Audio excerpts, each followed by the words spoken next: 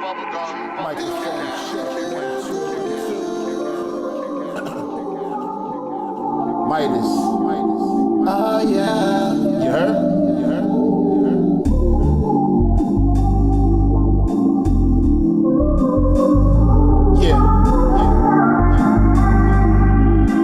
Listen. I'm good for you like water. We get better every day. I'm good for you like water. We get better every day. I'm good for you like water. We get better every day. I'm good for you like water. We get better every day. I apologize. I am sorry that it's been a minute. I'm flowing just like water, and my water got some lemons in it. So God help me, I'ma have to put the squeeze on them. While I'm on my business, I'm just asking you to breathe on them. Manifest all the information I read and make these lemon pills the only pills that I need. The human body is over half and the earth is over 2/3. I lead the whole flock. I remember starting with a few birds, a man, a few words, and a whole lot of mercy. The straw that broke the camel's back is handy when you thirsty. So cheers, I'm good to you and I'm good for you. Trying to get you lit, so I'm chopping down some wood for you. And all I ask is that you give it a try, cause I'm drinking from a fountain that never runs dry. So come get you some, you might want a little ice. All the benefits involved honestly are kinda nice. I'm good for you like water. We get better every day. I'm good for you like water. We get better every day. I'm good for you like water. We get better every day. I'm good for you like water. Yeah. We get better every day.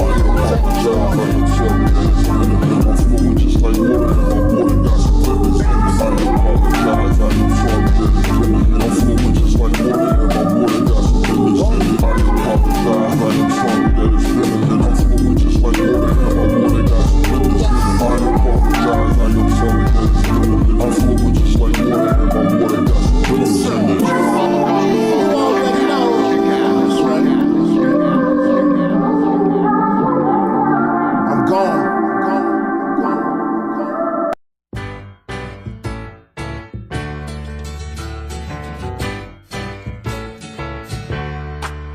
Welcome back.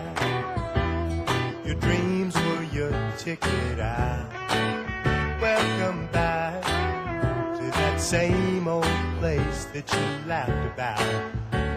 Well, the names have all changed since you hung around, but those dreams have remained and they've turned around. Who'd have thought they'd lead ya? Who'd have thought they'd lead ya? Back here where we need ya.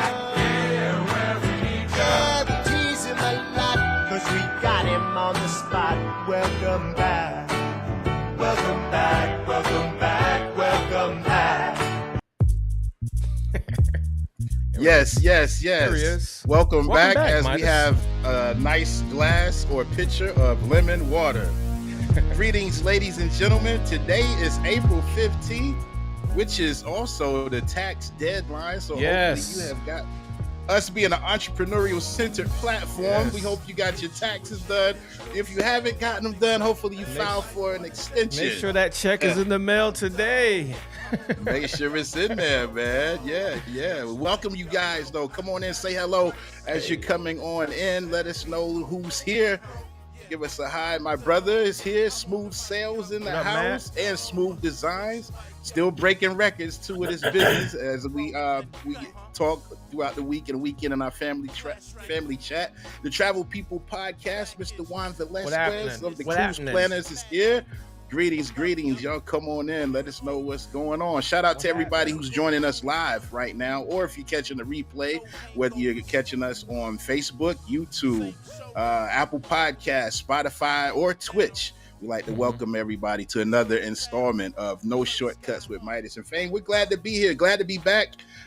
We took a brief hiatus last Tuesday because I had an engagement in Wilmington, North Carolina with the chairman of the board. We had a private event to do. It was a long Tuesday too, folks. And I'm just now pretty much recuperating from that long trip on a Tuesday, because typically I'm not making those type of maneuvers until Thursday, Friday, Saturday. So to do that on a Tuesday kind of threw my internal clock off a little bit. But no complaints. No We're gonna complaints. change your name to Midas McConan. Okay, because on a Tuesday, because it goes up on a Tuesday. Yeah, it went up. It went up, man. And shout out to the folks. I forget the firm that had us out there, man. There was 3 names. I forget, but shout out to you guys for having the chairman of the board out in Wilmington, North Carolina, one of the country clubs out there. It was nice too, man, until the sun went down. Then it started getting chilly. Yeah, you know? yeah. We're kind of in that in between, that little in between weather, man. Got to pack a jacket. Yeah. Even if you don't wear it when you walk to the car, is have one with you. Because if you're out long enough, you might need something. As my mom say, you need something on your arms. Yeah. Absolutely. Shout out to moms. Yeah, she'll be in here in a minute if she hasn't commented. Here. You know, she's here every week and she's got that perfect attendance, man. She definitely has the no shortcuts attendance award for sure over these last 4 years. So yeah, welcome everyone. Welcome. We're glad you're here. If you're watching us live, share it with somebody. Hit that share button. Yeah. Hit your friends on the chat and say, yo, you need to watch this show. These dudes are talking about some stuff that you need to hear. Even if it's just about weather in Wilmington, you need to hear it. Yeah. All of these things apply to life to you know, a certain extent, even though, again, we come from a angle of entrepreneurship, but, you know, we have discussions that you can apply to life and things of that nature as well. Family, all of that. So, yeah. Absolutely. Yeah, we excited. We was talking about taxes at the top. There she is. She is here. Mom is here. Okay, come on in. Y'all feel free to itching. share this on your pages. Share it around. Get some people in the house. Yeah, we hope you all did your Mom, taxes in time, or if you got your extensions for your taxes in time, man. We got a good guy this year. I think I talked about it a little bit, but we were introduced to a tax firm that specializes in small business taxes and stuff. And it was one of the greatest introductions to someone that I've ever really know, aside from when I got introduced to you back 15 years ago. Oh, okay. So he was right up there then. Yeah, he was right on it, man. I'm glad we met this dude, and the people that introduced me to him. I told Amy the other day, I said I need to buy you a case of wine for that intro. Amy, Julie Events. Okay. Yeah, shout out to James F. Masters and what up, James? And Luke and Peyton, my neighbors are here. What's up, guys? Hey, Thank y'all for tuning in. What's happening? That's good, man. Yeah, that's good that you hold them in such high regard. I guess I'm held kind of in high regards as well. Yeah, absolutely. They work wonders. They work wonders with what we gave them. So it was good. Thomas Neal, what's happening, brother? Thomas DJ 83, former guest of the platform. Also, ladies and gentlemen, James F. Masters has just released some new music. So if you like EDM, trance, house, all of that vibe, make sure you go to Spotify or any DSP that you have downloaded on your phone and look him up, James F. Masters. Absolutely. What up, James? So we were speaking of Juju Lee. I had a double wedding situation this past weekend in Charleston. I saw that. I was Saturday and Sunday in Charleston, and we had another one on Saturday in I forgot where it was. Latta, I think it was in Latta, South Carolina, where DJ Latta, LATTA? Yeah, where DJ Trey J took care of that one for us. But it was a busy weekend, man. It was a busy weekend. And then Monday, I hit up the prison ministry. We actually I got to take part in baptizing some guys at the prison yesterday. Okay. So that's always, we do that every, 3 or 4 months or so. We'll start counseling and get a group together that's interested in being baptized, and we'll talk to them about it, and then we'll kind of set it off on a one-day event. I wasn't able to stay the whole time yesterday because I had to get back to get the kids out of school at 2:00.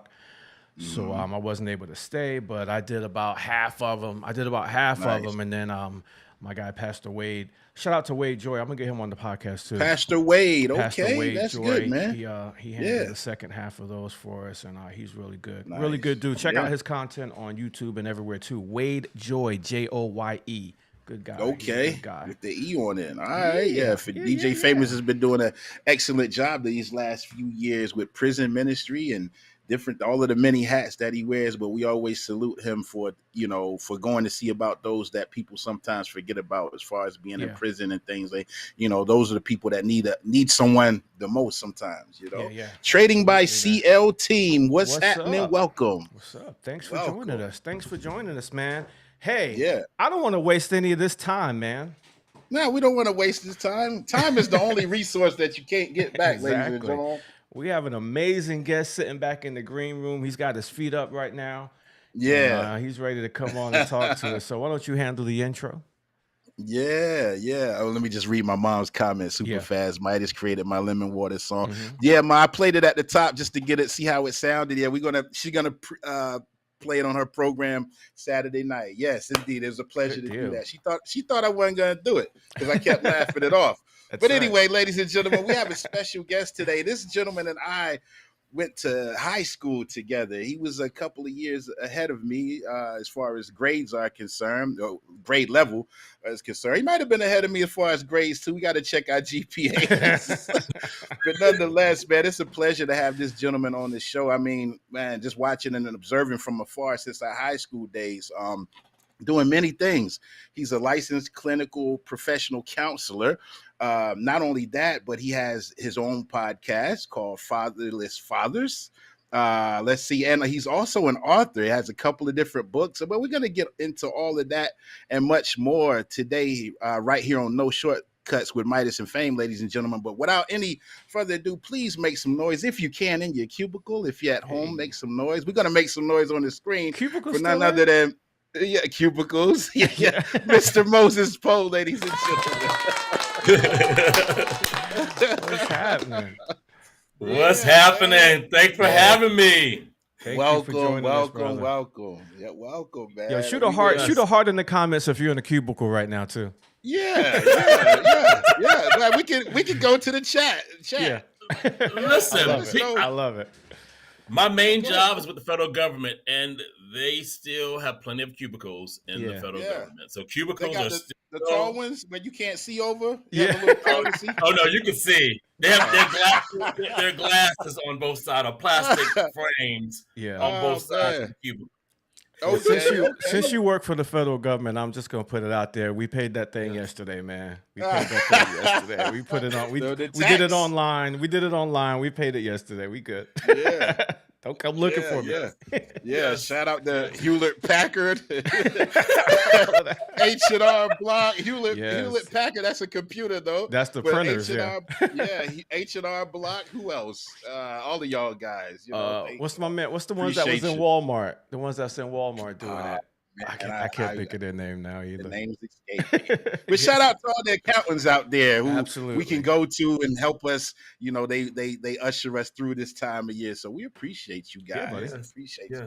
But Moses, it's a pleasure. Go ahead. No, I was gonna say even the makers of like TurboTax, so everybody can afford. That's TurboTax. That's right. Now, how turbo are they? Yeah. Is it? We did TurboTax last year.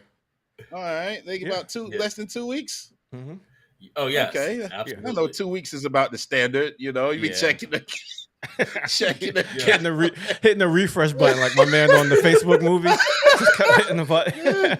Yeah, my son, he had a little something he wanted to get, so he kept asking me every day, "Did you get your returns?" Oh wow! And listen, I did mine this year through my accountant, and so like surprisingly, the refund came back for both federal and state like in a week, and I think that's because of all of the turmoil that's happening in the IRS. They're just trying to make sure that everybody get their payments ASAP before they lose more staff. So file those taxes today if you haven't already.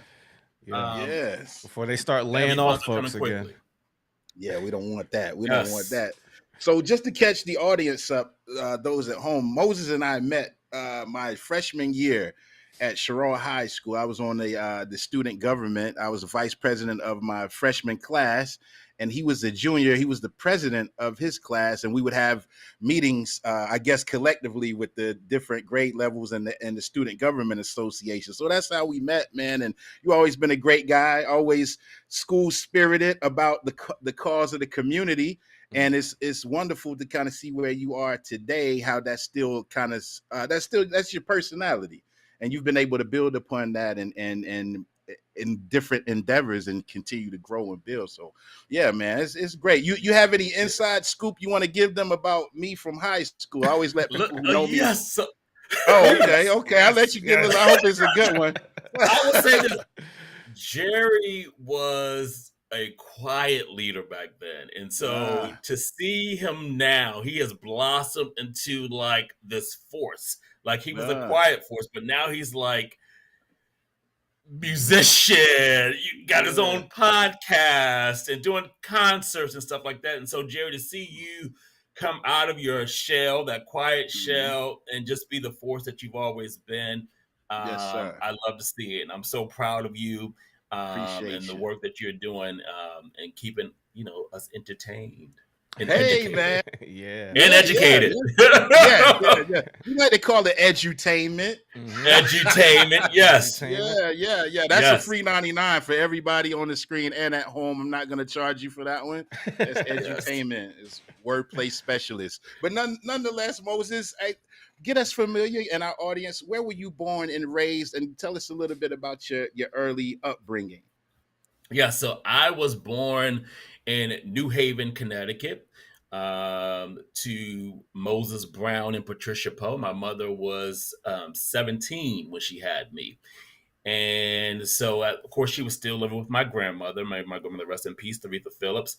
And shout out to your family. So my grandmother would call Jerry's dad is a pastor, mom's first lady in Toronto.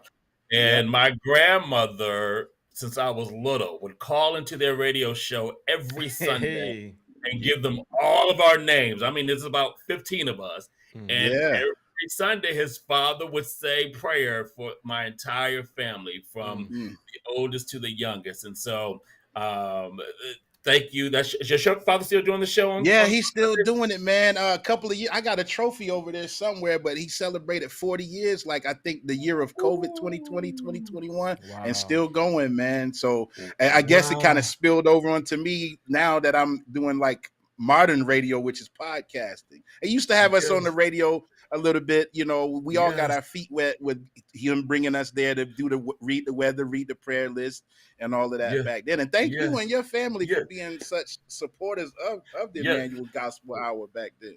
Yes, and let me tell you, I used to be embarrassed. Like, Grandma, do you have to call every Sunday? That's the support, though. But those prayers, let me tell you, those prayers really have manifested, and I'm seeing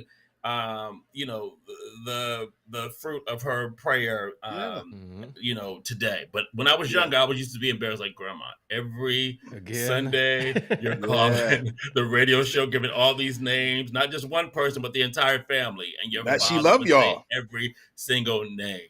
Yes. And may she rest in peace, but I do appreciate that. Yes. My mother had me at 17. And so she was, of course, still staying with my grandmother.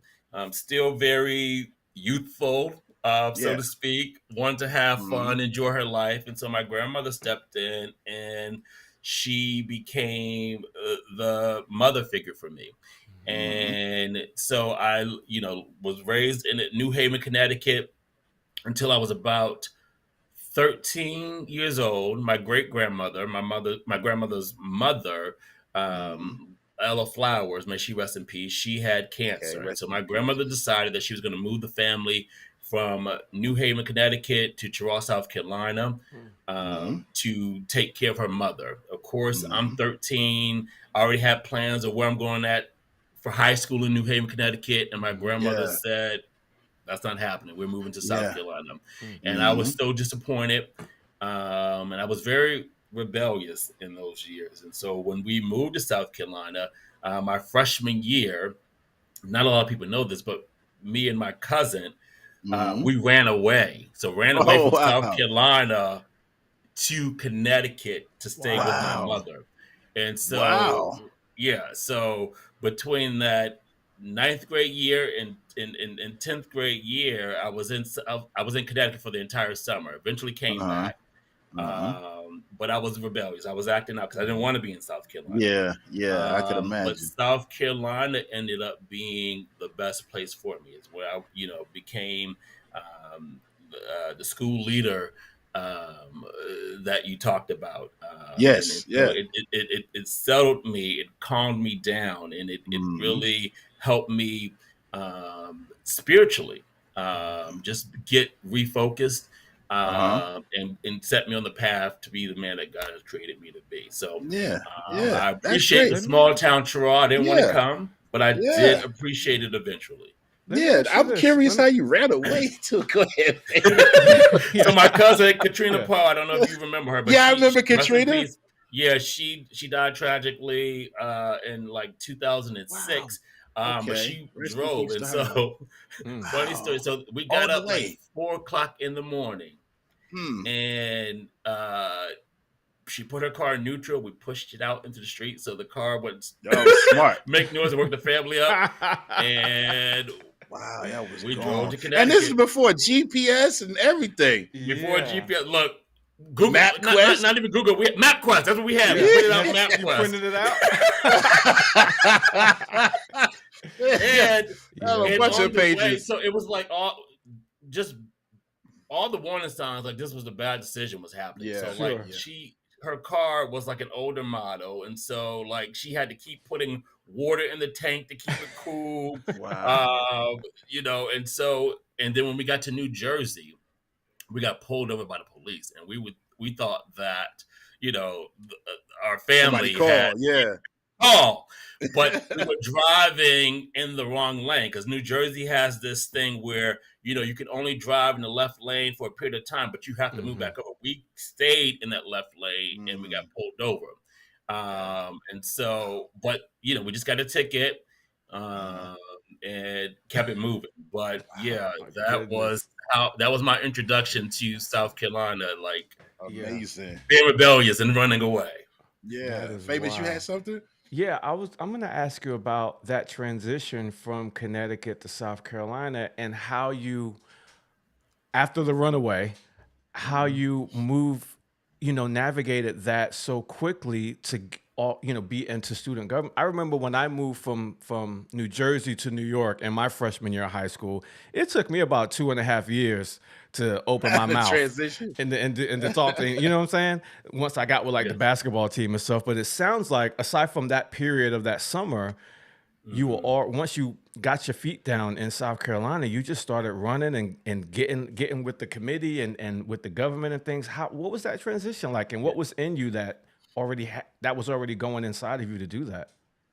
Yeah. And so student government didn't start for me until my junior year. That's Okay. when Jerry was a freshman. So I had that Freshman. sophomore year where it's just like really making friends, and people started looking up to me, and people started connecting with me. So when that happened, it was like, okay, I think I'm starting to like it here. I'm feeling a sense of community and a sense of family with the people of Charles, South Carolina. And so I got into theater that year. So that I would say theater happened before student government. And so being in school plays connected me to the community. And that was kind of what helped me turn things around. And then really seeing like, listen, my life in South Carolina is so much better than what things were in Connecticut. New Haven, Connecticut was high crime rate. Sure. Living in poverty-stricken areas, and feeling more like in a safer environment, an environment where there was more of a sense of family in Carolina than Connecticut for me at the time. And so all of that helped ground me in South Carolina. And so theater, to answer your question, is what turned things around. That's good. They That's had good to hear. drama at Sharon High, like a thespians. I don't remember right. I'm getting old, man. Do you remember Miss Tetch, Miss Becky Tetch? She was I think Thrill Kill at the time, but Miss Tetch was okay. She taught French. She was my French teacher. Okay. Yeah. She also, her husband was Dr. Thrill Kill in South Carolina. Okay, I remember that name for sure. Yes. So she was over the French department and as well as theater. And the first school production we did was this play called Making It, and it was a production about life in high school. And so I had the role, I think, of this guy Tyrone. Okay, and so people that's typical. Yeah. I need to find out. I need to find out about this play now. Hold on a second. Yeah, why'd you have to be Tyrone? Yeah. Before the Call Tyrone song, huh? Yeah, Hey, yeah. okay. I think the playwright was like Cynthia McCarty or something like that. Okay, nice. But that's how I got my feet wet into theater. And people were like, wow, you really can't act. And it came natural for me. I didn't feel like, I'm this actor, but it was fun. I was having fun. And then just becoming someone else and escaping my own reality was I didn't know that. That's pretty cool, man. For me, it was chorus when I moved to the new school in high school. You had theater, I had chorus. So the arts, we're all about the arts around here for sure. Yes. That was my escape. All about the arts. We love the arts here. We advocates here, man. Wow. Okay, so that's basically up into your high school years. So where did you end up going?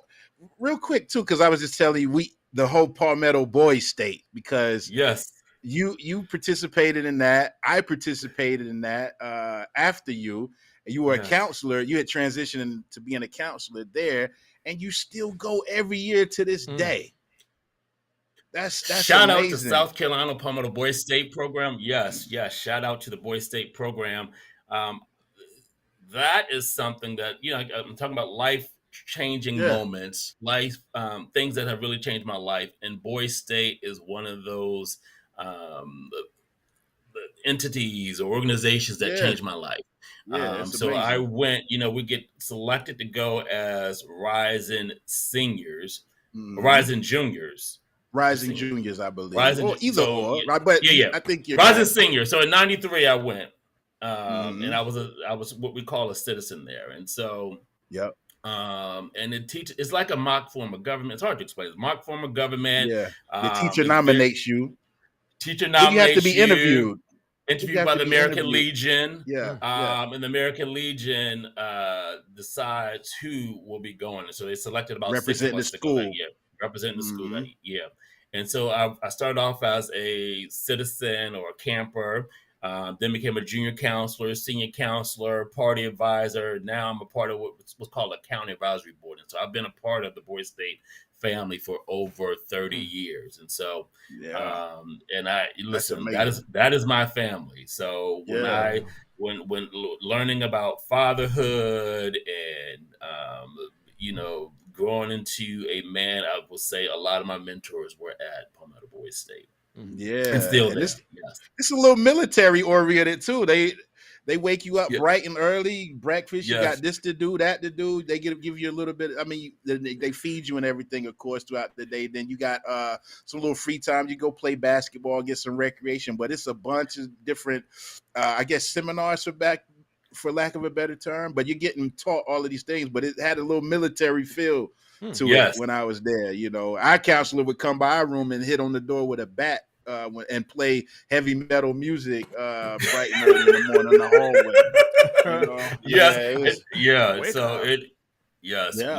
It is definitely, and we honor the military every year. So they are a huge part of the Boys State program. American Legion, of course, is a sponsor of the Boys State program. And there's a Boys State program in every single state.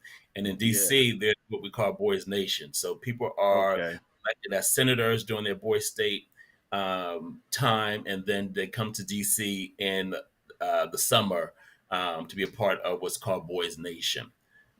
Cool. Do they give you more than 2 T-shirts for the whole week now, or it's still 2 T-shirt minimum unless you buy more?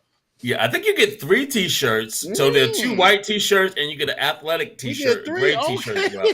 Yeah, but you can buy additional ones for $5. Yeah, you're there for 5 days. And when we were there, you got 2 T-shirts. So you do the math.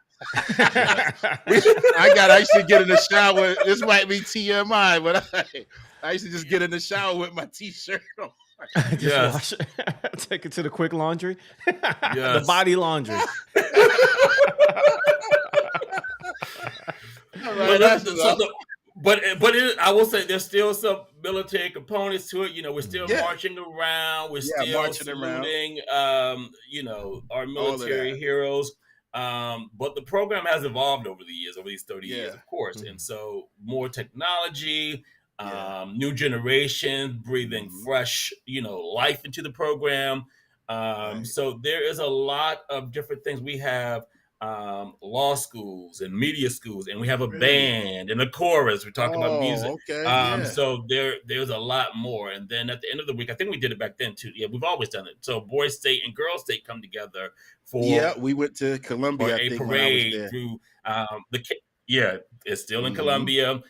We have like a swearing-in ceremony of the governor of Girls State, Governor of Boys State on the steps of the State House. So it has evolved over the years, but and rest in peace to Senator Strom Thurmond, who was the senator at that time. He would shake everybody's hand, every single guy at Boys State.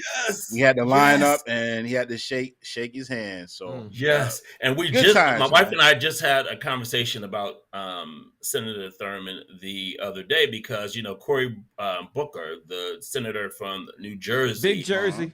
Yes, he just broke the record that Senator Thurmond created of the longest speech ever in Senate. And so it brought back memories of Strom Thurmond during my Boy State years, how he shook every single everybody's hand, everyone time he came.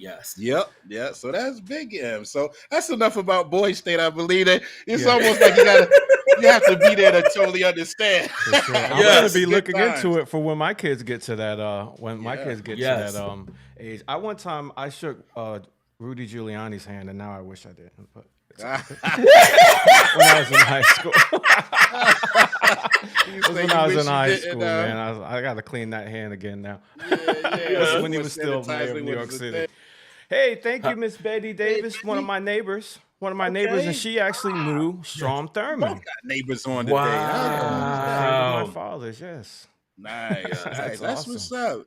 So Moses, where did you end up going to college after high school, and give us a little synopsis about your college years and what your interests were and major and all of that good stuff.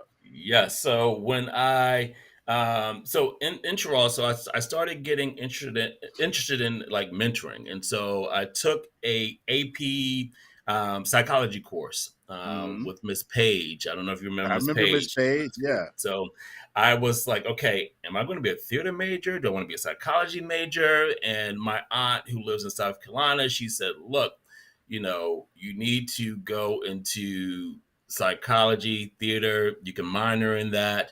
And your natural talent can open doors for you if that's meant for you to take that path, but you should go in psychology. So I allowed her to convince me to major in psychology, which I'm glad I did. And my minor was theater. So I attended Howard University, Howard University in Washington, D.C. Yes, sir. And so that's why I'm still in the D.C. area. Once I moved to D.C. In 94, I have remained in this area, living in Maryland. But I still work in D.C. I'm about 30 minutes outside of the D.C. area. So attended Howard University, and again, life transforming living, going to Howard University. It was just being with other Black people who are from all around the world, not just the United States, from different countries, Africa, Jamaica, just top-notch African American students from around the world coming together. It felt like you're there with family, learning from them and learning about their families and their history and what brought them there. And so some of my closest friends, who I consider my family, are from, Howard University. And so, I'm in a group chat every single day with my Howard friends. Some college friends. That's really cool. So psychology major, Howard, theater minor. Okay. And where did you, after graduation, where did you pivot to as far as like your professional career? Were you able to find something that was in your field? So initially I got a bachelor's degree in psychology, right? And so initially I was working in this place called Second Mile Group Home. It was like a runaway shelter for teens, and $17,500 an hour. So it's like you paid all this money for college, and now you're making $17,500 a year. Yeah. Oh, okay. I thought you said an hour at first. I was about to say, hold on, no, a year. Okay, a year.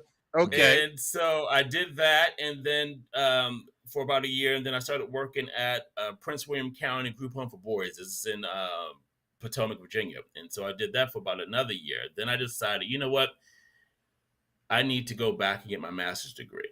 And so I went to Argosy University in Arlington, Virginia at the time, got my master's degree, and eventually became licensed as a licensed clinical professional counselor for the state of Maryland. And I have been doing counseling since 1999, first in residential programs, then individual therapy. Now my main job is in an assessment center in DC. So I work with, you all talked about people re-entering the community. So I work with returning citizens who are on probation and parole, who are entering the community from a period of incarceration. And they come into our assessment center for this 28-day assessment, and we determine what their needs are. And so I work with the co-occurring population. So all of my clients have co-occurring mental health substance use disorders. They're all predominantly African-American men, but there is there are other groups, maybe about 1%, 2% of other people who come into the program as well, but predominantly African-American men transitioning back into the community. And I've been with the federal government doing this work since 2008. Outside of that, my license has really opened doors for me. I contract with places I supervise people who are licensed graduate professional counselors trying to become fully licensed. I do clinical assessments for organizations. I also have my private practice, which is fathers counseling and consulting services.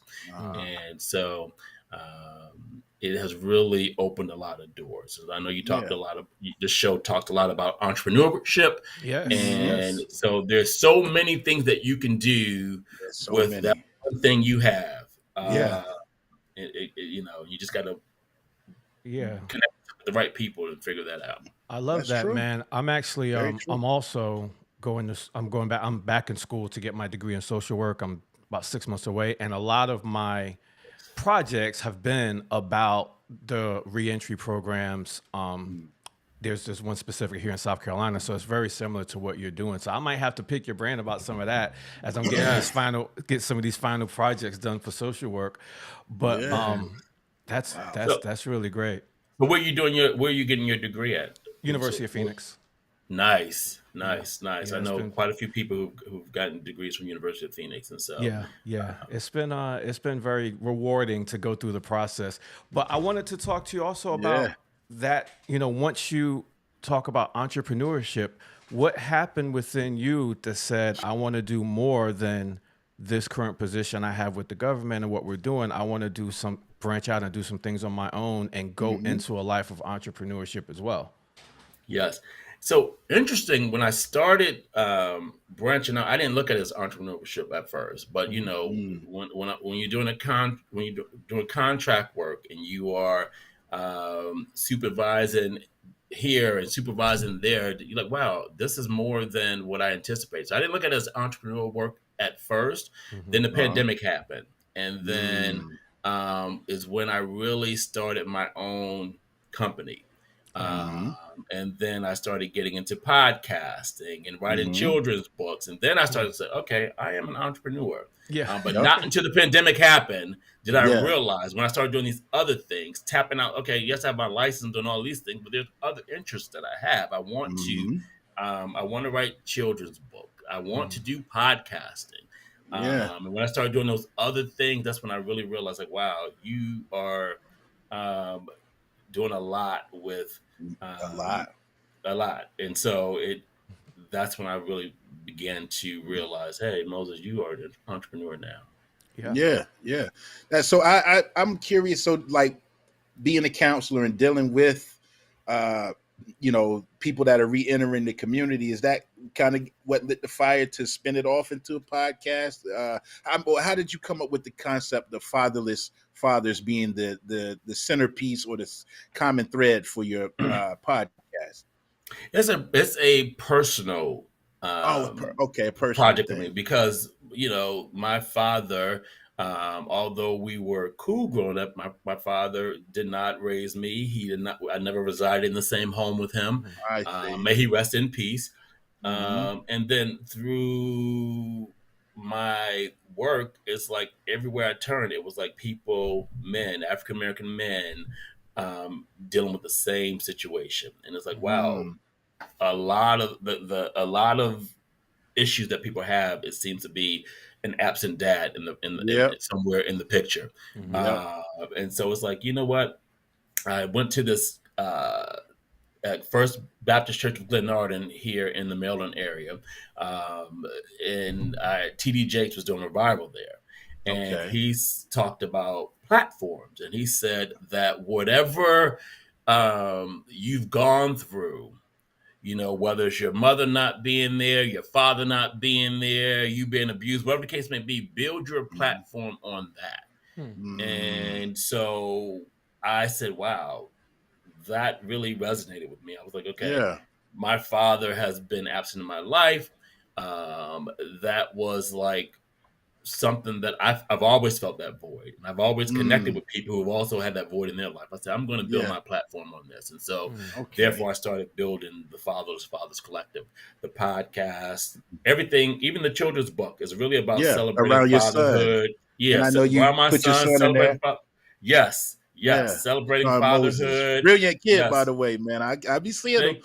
Thank you, and likewise, your son is brilliant as well. So thank you, man. Yes. So everything I do is really about celebrating fatherhood. So it's not just about, it's not about bashing fathers who are not there. Right. It really is about celebrating the fathers who are there and helping those fathers who were not there to heal, so that they can now be there for their children in a healthy way. Let me ask you this. Awesome. How old were you when your father passed? In grad school. I want to say I was probably like 22, 23 when he passed. Okay. And I know you mentioned that, you all were cool growing up. As an adult, before he passed, did you ever have a chance to get into any of these topics with him? No. I'm asking for a friend, by the way. Yeah. So never had the conversation with him, because it was really like I was really close with his side of the family. So my Aunt Margie, she would make sure that I'm a part of the class reunions, the family reunions, spending a lot of time with his family, and even with him, like connected with him, whether playing cards or just joking. Like it was really like a cool associate, so to speak. It wasn't like right father-son kind of relationship, but it was. So I never had any like animosity towards him. Surprisingly, like a lot of people, I know people's story is different. Like they have reason to be angry towards their father, but it was like I felt like he was easy for me to still have love for him. He was just he had the kind of personality. He was just like a fun, loving guy that was that you can't be like mad or angry about. Sounds exactly like my dad. So is there a part of you? I'm gonna ask for the same friend, I guess, but is there a part of you that hold on, my phone ringing. Did I go off screen? No, you're good. All right, I think I may have to pardon myself here in a moment. It's the school calling, but let me bring myself back up. Is there a part of you that wish you might have had those conversations, or there wasn't any type of resolve that you were looking for, or you were good where you guys were? Conversation. It's like I feel like being in psychology, it helped me understand him better, help him, because my mother was absent as well. So I was raised by my grandmother. So it helped me understand them. Like they were teens. I You got know, you. did So work, you had more understanding of the had more. situation without it being Yes. spoken out as Yes. far as a Not conversation. now Got it you. hurt. Like there were times in Yeah. high school I'm walking those, you know, train tracks in draw, Yeah. singing, crying, just a cathartic experience. Yeah. Just really it hurt. Uh-huh. Not having my parents in my life. Yeah. But I understood as I got older. It's like Understood. I began to understand like um they gave me the best that they were capable of giving. Right. Right. You know, and Yeah. so and That's a because mature mindset on your yes, behalf as well. yes, and because Mhm. they were not present in my life, it has given me a story, a platform to help people who are in the same situation. Mm. So many people have seemingly perfect lives, and so it's it's like everything they're doing is like based off what they've had the Mhm. mother and the father to help them do those things, but it's just something about helping people who had nothing or Yeah. who were missing something, who had some type of void to find meaning in life Yeah. that Yeah. I get a lot of them doing that. That's Great, awesome, man. man. That's good That's stuff. great. Good stuff. Hey, we Yeah. are here with Moses Powe. Make sure you check him Moses out. Powe. Yeah, and if you guys, MosesPowe.com is the website. yeah, Yes, and if you got questions, yeah, MOSCS yeah. yes And I was going to tell our audience, if you have any .com. questions, type them in while we Yeah, have them please. here, ladies and gentlemen. It's got a very, very compelling journey, and we can tell us about the books as well. And I guess Yes. we're going to pull some stuff up on. You're going to put some stuff up on screen before we. Yeah. Okay, yeah. But tell us about, you're also an author, Moses. Yes. Tell us about how you transitioned into doing that and give us, tell us a little bit about the books you've written. Yeah.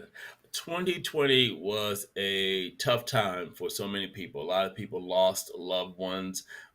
People felt like there was nothing they could do but wait until the time had passed. And so I Mm-hmm. used it as an opportunity to do things that I've always wanted to do. So it was There like I you didn't have to go. go to the office every day. I have seemingly, extra time on my hands. Let me go ahead and do this book. And so I did Mm. my first book in 2020, released it, the one book, and it really was celebrating the life of my son, Sean Moses, his first birthday. And so, that was the goal, just celebrating his life, connecting me with Mm-hmm. him. That was the goal of my first book. Mm-hmm. And then in 2021, I released my second book, which is Sean Moses, Martin Luther the King Jr. Yes, the The king. King. Martin Luther the King. Because, a lot of kids can't say Yeah, Martin they Luther put the King king Jr., in so there. they Yeah. put the King in there. He was one of those kids. Mm-hmm. And so it is really not just celebrating Dr. King, but a lot of our African American leaders, Malcolm X and President Obama and Thurgood Marshall. A lot of different African American leaders are represented in the book, and so it is you're seeing the store. The store you could be found on MosesPowe.com. Got T-shirts, mugs. And so please check us out. That's amazing. Martin Luther the Amazing. King. All of that. I love Martin it. Luther King Jr. King. Yes. And so Yeah. what kept me like wow, God always does things to help you see like, wow, you belong in this space. Because when I started Uh-huh. writing, I'm like, you know what, you're not an author. You didn't go to school for writing. You may have enjoyed doing poetry and writing, personally. But then that second book, it won awards. It got this Kirkus Starred Reviewed, which is like something that all authors want to achieve, to get that starred Yes. review. And the fact that my book got it and I published it independently. Yeah, man. That's It awesome. was like, this is where it was God saying, listen, you're in the right place. You're doing the things you need to, you are supposed to be a writer. You are an author, and keep at it. And so it's just been things like that. And then just, and whatever you do, whether I said, make sure that you really do your homework and really get involved in that culture. So it may be, I've attended conferences, become a part of different professional organizations that help me learn more about the business. So a lot of people publish independently, maybe on Amazon, or just put things out. But there is a certain level of professionalism that you want to have, and there's a certain way you want your product to look. You don't just want to put anything on the shelf, so you want to make sure that it's properly edited, that your art, that your illustrations are done professionally. So my first book was like, okay, I'm using Fiverr. I don't know if y'all are familiar with Fiverr. Yes, I've heard of it. I've heard very much so. I did a lot of my one-stop shop. Got a lot of my services done through Fiverr for that first book. The illustrator, editor, a lot of that stuff was done through Fiverr. And then as I got my feet wet and started learning the business, I started connecting with other organizations like Gatekeeper Press. They're a company that I've been working with, and they are a one-stop shop for authors. Like, they offer everything from editing services, illustrations, helping you with distribution, and so it's been a great ride. And so I'm working on another book. It should be out later this year. It is another children's book. So more details will be coming out about that in the next couple of months. You have a title yet or no? I do. I can't release it just yet. Okay. I do have a title. I tried to trip you up. Trying to mess with this man's money on tax day. But I will say, what I will say this is that all of my books have been about my son. So it will be another part of the Sean Moses series. I got you. And see, your mother, Apostle Hardison, has the question.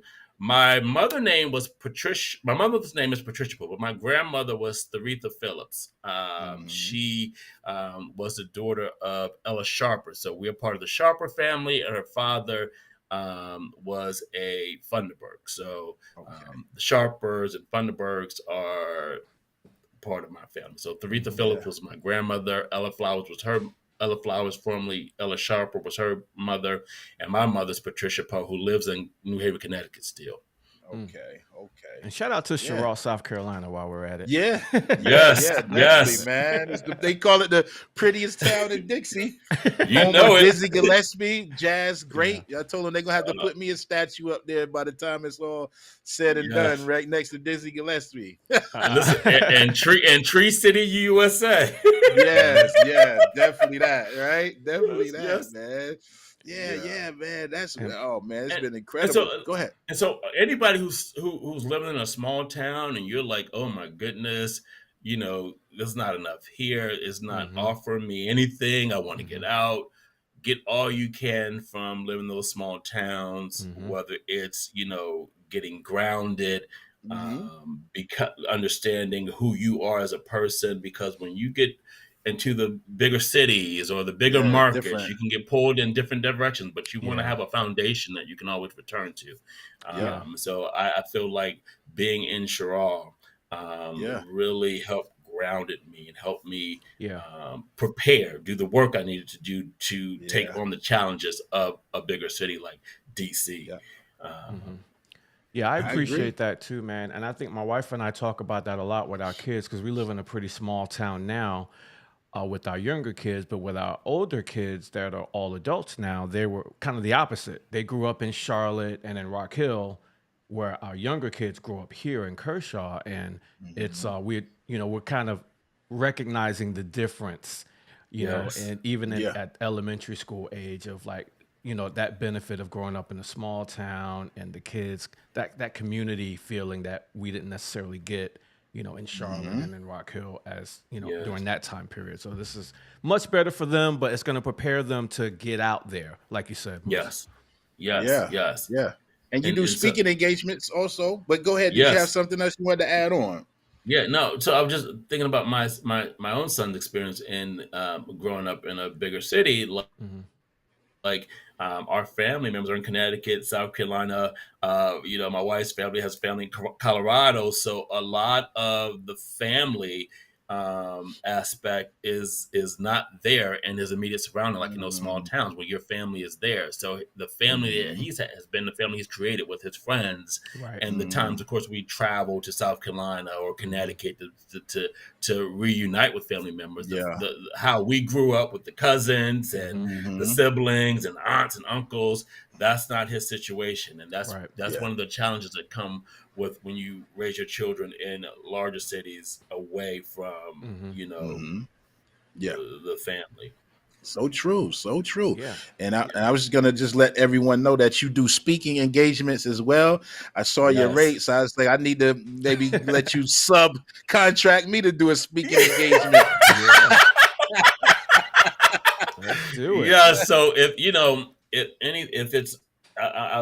you want me to come speak at schools, whether it's about uplifting your students, talk about fatherhood, or talk about missing fathers, or anything about mental health, whether it's about dealing with depression, and that we're living in a time where a lot of kids unfortunately are ending their lives because they're overwhelmed with life stressors, whether it's not having that father in their life or the parents in their life, or being bullied, or whatever the case may be.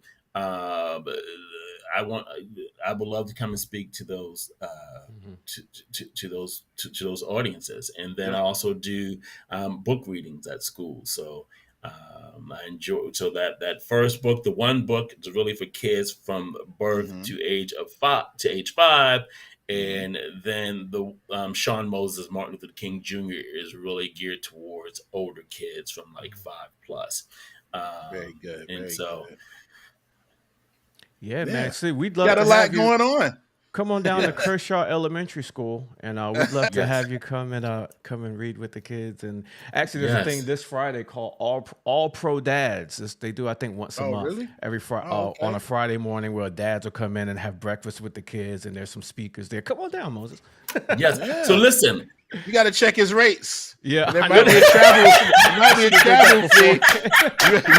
You asking without clicking first. Look! Before you ask, go check those. I know. Go check the rates. Yeah. We don't want no surprises. Listen. Look, But see, Miss Betty Ann says the same thing. You'll be great in Kershaw. Y'all can put your wallets together. Listen, I'm only about 40 minutes from Sherrod, so you could come down and make it a home trip. Yes, but when you said our pro dad, that triggered we talk about so people I don't have a father in my life. My father's never been in my life, or my father's deceased now. My father will never be a part of my life.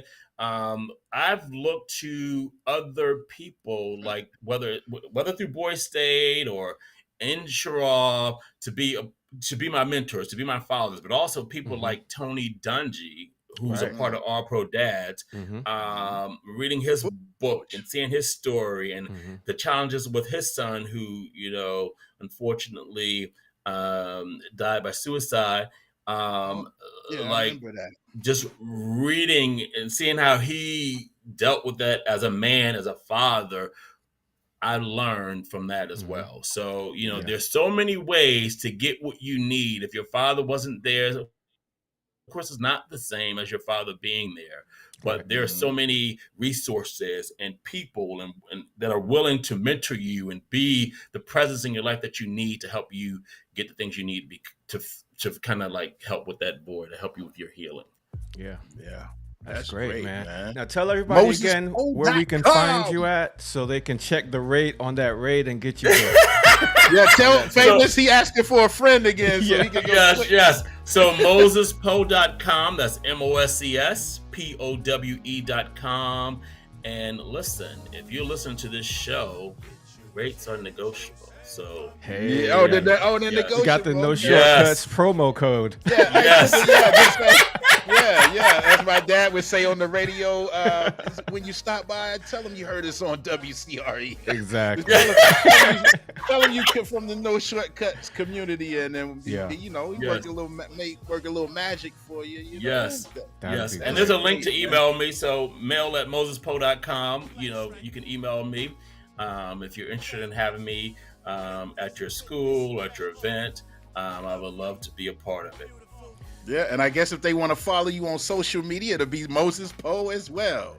If they want to follow you on Facebook. My handle for a lot of them is like at MoPo1. So on like Twitter or Instagram, you can find me at MoPowe1.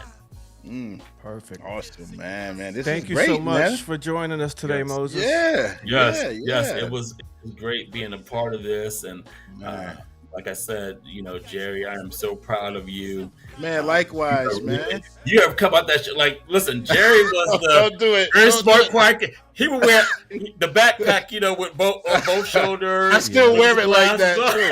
I travel. I gotta have the backpack, man. I was on the road and all that. Got your sanitizer, chapstick. Go ahead, though. And I had no idea that you were about to become like music industry guru, and to see what you have become, it's just like I am applauding you, and it's like I'm really proud of you, and also likewise. Yes, and so I'm so glad that you all had me on this show. And as Jerry, you said, it's been a long time coming. We've been trying to make this happen for a minute now, and so absolutely, I'm glad we finally brought it to fruition, man. Me too. And if you have any of those high school pictures with the backpack, send them to me later, and we'll get them on the next week. Backpacker. Oh, this is prior to camera phone. You actually had to have the big Polaroid, Polaroid back then. My goodness, that's classic. Well, listen, I got to be careful because he might share pictures of me with the high top fade or with I forgot about half top. Blonde on top, half black at the bottom. About that. Okay, you just reminded me about the kid in play. I'm used to the ball head now, but I forgot you had the high top. But that was the thing there, man. That was the thing. It was great. But before we let you go, if there's anybody out there listening who is kind of straddling the fence as far as becoming an entrepreneur, they may have a gift or a passion, they just don't know what their next step should be. What's a bit of advice you would like to leave them with before we close today? So I would say what TD Jakes planted in me with his word that create a platform, and that platform, whatever it is that you feel is been a problem for you, whether it's depression, whether it's overcoming academic challenges, foster care, build your platform from that. And there's so many things that can come from out of that. So if it's, you've been in foster care, you may want to become a foster care parent. You may want to become a part of an agency, own your own adoption agency. So there's so many things you can do based off of what you felt broke you. You don't have to be broken from that for long. You can build on that and create other opportunities for yourself through the things that have caused you pain over the years. Wow, that's good words, man. And we want to thank everybody. Man. Thank you again. Yes. Yeah. Thank you, Moses. Thank you, YouTube. Thank you, Facebook. Thank you, Spotify. Thank you, Apple Podcasts. And thank you, most of all, to those who joined us live and those that are catching the replay. Do not leave today if you haven't subscribed already. And please feel free to share this episode with a friend or family member you think would benefit from hearing this great content that Moses has given us today. A lot of information, man, and we certainly appreciate you. We're going to ask you to stay on the line when we close out, and we'll say goodbye to you separately. Famous, you got something coming up this week? Nope. Spring break next. Oh yeah, spring break next week. So we won't be doing a show next week because we'll be out of town for spring break. But other than that, nope, we good. I just want to tell the people in the Rock Hill, Charlotte surrounding areas that Brandon Stevens and I will be doing a Mellow Groove duo performance this Friday at Lake Wiley Brewery. That's from 6:30 to 9:30 p.m. That's 369 Hands Mill Highway here in Rock Hill. Yeah. Hey, thank you, Luke and Peyton. Appreciate you. I'll see you guys very soon. All right. Any closing words? We just out? That's it. We out. All right. We'll see you guys in 2 weeks. See you in 2 weeks. God bless. Thank you.